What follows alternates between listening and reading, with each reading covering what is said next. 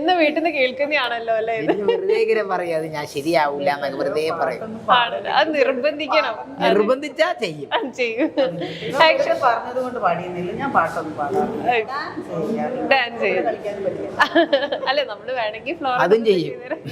അപ്പൊ അമ്മ ആളുകളെയൊക്കെ പണ്ടത്തെ നടിമാരെയൊക്കെ ഇമിറ്റേറ്റ് ചെയ്യുന്നുള്ളത് നേരത്തെ നമ്മൾ സംസാരിച്ചപ്പോ അമ്മയുടെ വായി തന്നെ വന്നിട്ടുള്ള ഒരു കാര്യമാണ്.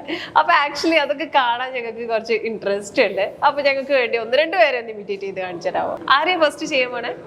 ഞാന് അടൂർ ഭവാനി അമ്മ, അത് ഞാൻ കുറെ വോയിസ് ചെയ്തിട്ടുണ്ട്. അടൂർ ഭവാനി അമ്മ പണ്ടുള്ള ആളുകൾക്കൊക്കെ ഫെമിലിയർ ആയിരിക്കും അല്ലെ? Okay.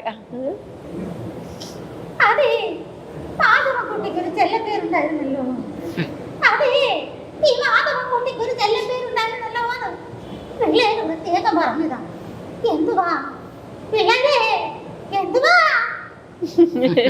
Okay, next. Okay, baby Shamili. എന്ത് ഭംഗി ഇപ്പോഴേക്കാണ് ഈ പുഴങ്കടിയിൽ എന്താണ്ടാവുക? ഏറ്റവും അടിയില്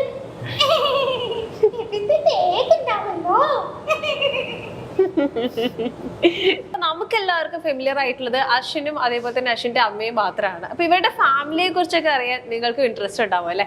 അപ്പൊ എങ്ങനെയാണ് നിങ്ങളുടെ ഫാമിലിയൊക്കെ ഒന്ന് ഞങ്ങൾക്ക് ഇൻട്രൊഡ്യൂസ് ചെയ്ത് തരും? ഫാമിലി പറയുമ്പോൾ ഹസ്ബൻഡ്, ഇവന്റെ അച്ഛൻ ഒരു കൺസ്ട്രക്ഷൻ വർക്കാണ്. പിന്നെ ഇവനൊരു ഏട്ടനുണ്ട്, ഒരു ചേച്ചിയുണ്ട്. ചേട്ടൻ സോഫ്റ്റ്വെയർ എഞ്ചിനീയറാണ്. പിന്നെ ഡാൻസർ എല്ലാരും ഒരു കലാകുടുംബമാണല്ലേ? അതെ, അവനിപ്പോ മറ്റേ ഒരു ഡാൻസിന്റെ കോഴ്സിന് വേണ്ടിയിട്ട് ബോംബെയിലാണ്. അവര് ഡിപ്ലോമ കോഴ്സിന് വേണ്ടിയിട്ട് പോയിട്ടുള്ളതാണ്. അവിടെ നിന്നുകൊണ്ട് വർക്ക് അറ്റ് ഹോമാണ് ചെയ്യുന്നത്. പിന്നെ മകള് ഇതുപോലെ തന്നെ സ്റ്റേറ്റിലൊക്കെ പോയിട്ടുള്ള കുട്ടിയാണ്, ഭരതനാട്യം, മോഹിനിയാട്ടമൊക്കെ നല്ലൊരു ആർട്ടിസ്റ്റാണ്.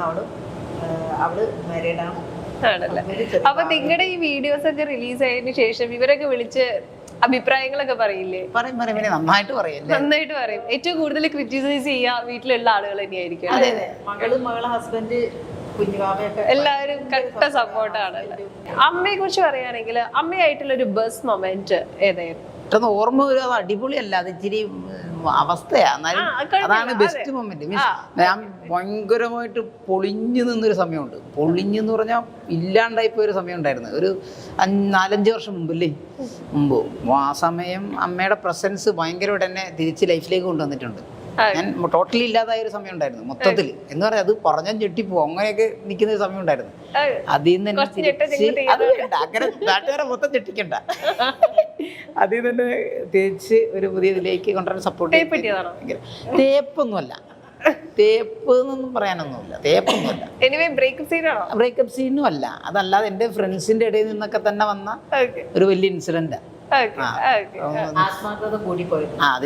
ആ ടൈമിൽ ഉണ്ടായിരുന്ന അമ്മയുടെ ഒരു സപ്പോർട്ട്. ഓക്കെ, നേരെ തിരിച്ച് ഈ ക്വസ്റ്റ്യൻ അമ്മയുടെ അടുത്ത് ചോദിക്കുകയാണെങ്കിൽ അശ്വിനെ കുറിച്ച് ആലോചിക്കുമ്പോൾ ഒരു ബെസ്റ്റ് മൊമെന്റ് അല്ലെങ്കിൽ പെട്ടെന്ന് സ്ട്രൈക്ക് ചെയ്ത ഒരു മൊമെന്റ് ഏതായിരുന്നു? എനിക്ക് സ്ട്രൈക്ക് ചെയ്ത മൊമെന്റ് എന്ന് പറയുമ്പോൾ, നമ്മൾ ഇവയെ ചെറിയ ഇത് മുതലേ സ്കൂളിൽ ഡ്രാമ ചെയ്യുന്നുണ്ട്.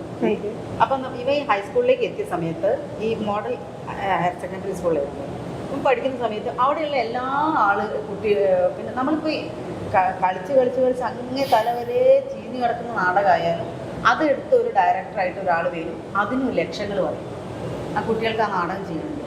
പക്ഷെ ഇവന്റെ കയ്യിലും പൈസയില്ല, ഇവന്റെ കൂടെയുള്ള കുട്ടികൾക്ക് കളിക്കാൻ ഭയങ്കര ആഗ്രഹമുണ്ട്. അതെ, ഈ നാടകമൊക്കെ ഭയങ്കര എക്സ്പെൻസീവ് ആണ് ആക്ച്വലി. കോസ്റ്റ്യൂം ഇപ്പൊ കലോത്സവം മൊത്തം ഇപ്പൊ എങ്ങനെയായാലും എത്ര നല്ല ആർട്ടിസ്റ്റാണ് കുട്ടികളുണ്ടെന്നാണ്. അവർക്ക് വളരാൻ സാമ്പത്തികം ഇല്ലെങ്കിൽ നീ അവിടെ നിന്നോ എന്നുള്ളൊരു അവസ്ഥയിലേക്ക് മാറിക്കൊണ്ടിരിക്കുകയാണ് കല. പക്ഷെ ഇവൻ അത് ചെയ്തില്ല.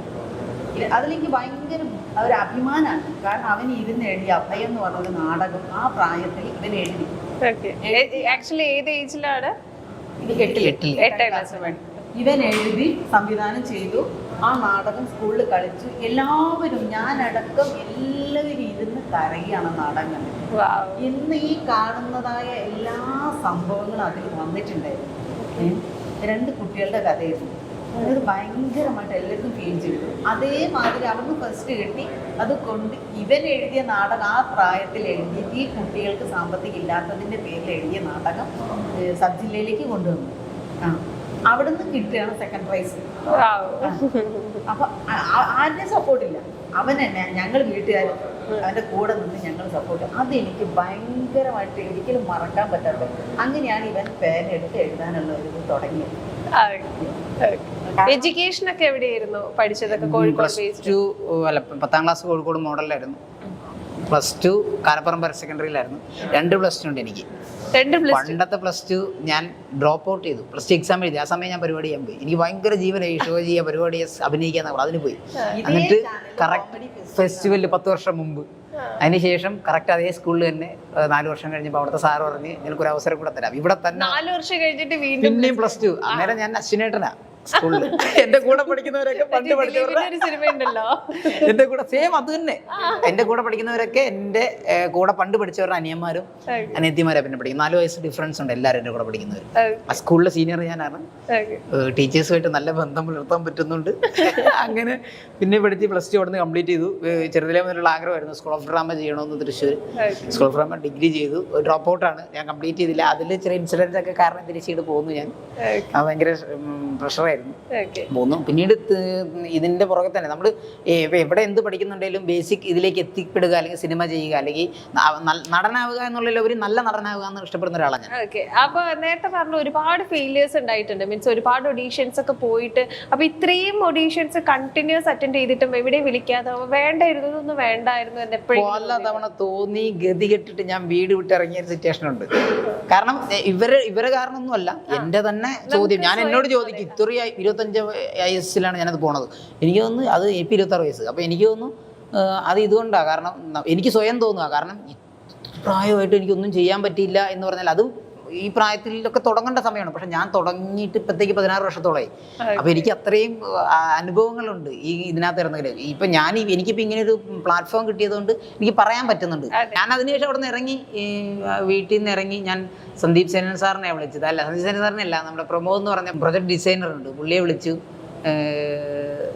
പുള്ളി എൻ്റെ അടുത്ത് എറണാകുളത്തേക്ക് വരാൻ പറഞ്ഞു. ഞാൻ കയറി. ഒരു ദിവസം രാത്രി ഞാൻ ചെന്ന് വിടുന്നു, എനിക്കൊന്നുമില്ല, എൻ്റെ കയ്യിൽ ഒരു രൂപയിലും ഇല്ല. അങ്ങനെ ഞാൻ ചെന്ന് രാത്രി മൊത്തം എടപ്പള്ളി ജംഗ്ഷനിൽ നിൽക്കുമോ, നേരെ വിളിക്കുന്നവരെ എടപ്പള്ളി ജംഗ്ഷനിൽ ഇങ്ങനെ നിന്ന് എനിക്കൊന്നും ചെയ്യണമെന്ന് ഒരു പിടിയില്ല. മൊത്തം ബ്ലാങ്ക് ആയിരുന്നു. പിറ്റേന്നാണ് ഞാൻ സന്ദീപ് സേനൻ സാറിൻ്റെ അടുത്ത് എത്തിപ്പെടുന്നത്. ചെന്ന് അവരെ ഒന്നിച്ച്, സാറിന് മനസ്സിലായില്ലേ നമ്മുടെ ഈ തൊണ്ടു മുതലും ദൃക്സാക്ഷിയൊക്കെ ഇല്ലേ, അതിൻ്റെയൊക്കെ പ്രൊഡക്ഷൻ ടീം. അപ്പോൾ അവരുടെ അടുത്ത് ഞാൻ അൺഎക്സ്പെക്റ്റഡ് ആയിട്ട് എന്നെ അവിടെ ചെന്ന് പരിചയപ്പെടുത്തുകയാണ്. അപ്പോൾ അവർ പറഞ്ഞു, നീ ഇറങ്ങി തിരിച്ചാണല്ലേ. ഞാൻ പറഞ്ഞു, അതുപോലെ വന്ന് എത്തിപ്പെട്ട പലരുമാണ് ഈ കൂട്ടത്തിൽ ഇരിക്കുന്നത്, വരും, നിന്റെ സമയം വരും എന്ന് പറഞ്ഞ് ഹാപ്പിയാക്കി വിട്ടതിന് ശേഷം ഞാൻ അവിടെ, എനിക്ക് നിലനിൽക്കണമെങ്കിൽ ജോലി എന്തെങ്കിലും വേണം. ഞാൻ അവിടെ ഒരു ഹോട്ടലിൽ ജോലിക്ക് കയറി. രാത്രി 10 മണി മുതൽ രാവിലെ 10 മണി വരെ അവിടെ ജോലി ചെയ്യും.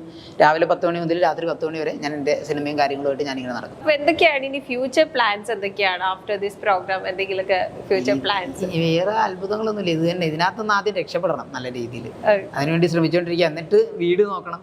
വീടെടുത്തിട്ടില്ല ഇതുവരെ, വാടകയ്ക്കാണ് താമസിക്കുന്നത്. വീട് നോക്കണം. നടി മഞ്ജു പിള്ള, നടന്മാരായ സാബുമോൻ, നസീർ സംക്രാന്തി എന്നിവർ വിധികർത്താക്കളായി എത്തുന്ന മഴവിൽ മനോരമയിലെ ഒരു ചിരി ഇരുചിരി ബമ്പർ ചിരി കോമഡി ഷോയുടെ വേദിയിൽ ചിരിപ്പൂരം ഒരുക്കി കയ്യടി നേടുകയാണ് മത്സരാർത്ഥികളായ അശ്വിൻ വിജയനും അമ്മ ശ്രീരജനിയും. ഓരോ എപ്പിസോഡിലും തുടർച്ചയായി ബമ്പർ സമ്മാനം നേടുന്ന ഇവരുടെ പ്രകടനം സോഷ്യൽ മീഡിയയിലും വലിയ വൈറലായി മാറിയിരിക്കുന്നു. എത്ര കണ്ടാലും മതി വരാത്തതാണ് ഇവരുടെ പെർഫോമൻസ് എന്ന് ആരാധകരും സാക്ഷ്യപ്പെടുത്തുന്നു. ഒരു ചിരി ഇരുചിരി ബമ്പർ ചിരി ഷോയിലെ ഏറ്റവും മികച്ച പ്രകടനം കാഴ്ചവെക്കുന്നവരാണ് അശ്വിൻ വിജയനും അമ്മ ശ്രീരജനിയും. ഇവരുടെ ഒരു സ്കിറ്റ് യൂട്യൂബിൽ 6 മണിക്കൂർ കൊണ്ട് 1 മില്യൺ കാഴ്ചക്കാരെ നേടിയിരുന്നു. ഇതുവരെ 3 കോടിയിലേറെ കാഴ്ചക്കാരെ സ്കിറ്റ് നേടിക്കഴിഞ്ഞിരുന്നു. അശ്വിന്റെയും അമ്മയുടെയും കിടിലൻ പ്രകടനമാണ് ഇതിന്റെ ഹൈലൈറ്റ്. ഇവർക്ക് വീട്ടിൽ ഒരു സഹോദരിയുണ്ട്. സഹോദരിയുടെ വിവാഹം കഴിഞ്ഞു, ഒരു കുഞ്ഞുമുണ്ട്. അശ്വിൻ ജീവിതത്തിൽ താണ്ടി വന്ന കുറേ കാര്യങ്ങളെക്കുറിച്ച് അമ്മ ഇന്റർവ്യൂവിൽ തുറന്നു പറയുന്നുണ്ട്. ഇതുവരെ കാണാത്ത രീതിയിലാണ് ഇവരുടെ കോമഡി അവതരണങ്ങൾ എല്ലാം. മലയാള സിനിമയിൽ മികച്ച ഒരു നടനെ കാണാം. അവതരിപ്പിക്കുന്ന പരിപാടിയിൽ തന്നെ ട്രോളി ഗോൾഡൻ ബമ്പർ നേടാനും വേണം ഒരു റേഞ്ച്. അശ്വിനും അമ്മയും പൊളിച്ചടുക്കി. ബിന്ദു ടീച്ചർക്കും വൈറ്റാട്ടിക്കും ഒരു ഹൈ തുടങ്ങിയ നിരവധി കമന്റുകളാണ് ഇവരുടെ വീഡിയോകൾക്കൊക്കെ ലഭിക്കുന്നത്.